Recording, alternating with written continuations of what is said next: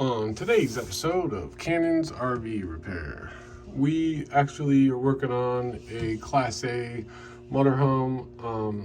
The customer complaint was they could smell sulfur in their garage. They store their RV in their garage. It was rather an RV shop. And when they walked in, they could smell sulfur, and when they opened the battery compartment, they noticed that the smell was coming from there.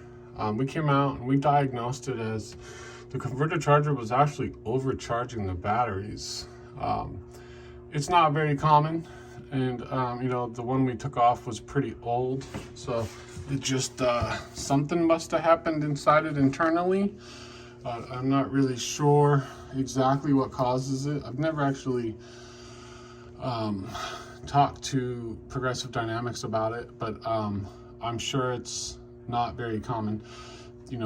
It stays plugged in all the time, so it's possible that the batteries were just end of life and maybe the converter was just being overworked. But the reality of it is we ended up replacing this one here because when it was hooked up, it was overcharging. It actually was pushing out almost 15 volts, so that's pretty high. We don't ever really want to see it. I don't like seeing it over 14, to be honest, so I look for somewhere around 13.6, 13.8, in that range. But we went ahead and swapped them out. It's a pretty easy job. Positive wire, negative wire, need an Allen key set, a screwdriver, a Robinson screwdriver on this specific application of this RV. Each one can be different.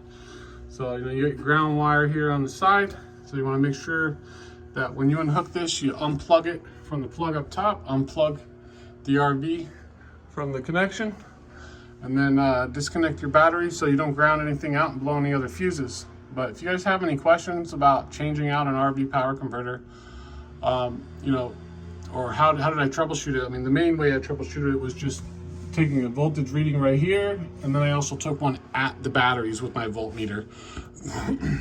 And then once we replaced it, we took another one. We're actually also going to update his batteries because they are pretty old. So, we don't want to place any blame on Progressive Dynamics. They make a great product. As you can see, I put the same thing back in, and I'm very confident in their product. So until next time, guys, be sure to subscribe to the video, comment below with any questions, like the video. This helps me get more subscribers. And I appreciate each and every one of our new members that have joined the channel, and you can actually subscribe for 99 cents, and it helps us make more videos, and I'm actually saving that money to go towards a shop once I make enough. I want to buy a shop, so now you guys know. Go join the channel. If you're a subscriber and you appreciate the content, you guys can join it. Out of that 99 cents, I get about 70 cents. So I need quite a few subscribers just to get to enough money. So I mean, 70 cents times 100 is $700, right? So if we had 1,000 people, that'd be $7,000. And I think to buy a shop nowadays, it's going to take probably roughly over 10 grand a month to get a decent one. So it would be amazing if about 2,500 of you guys subscribe to the channel.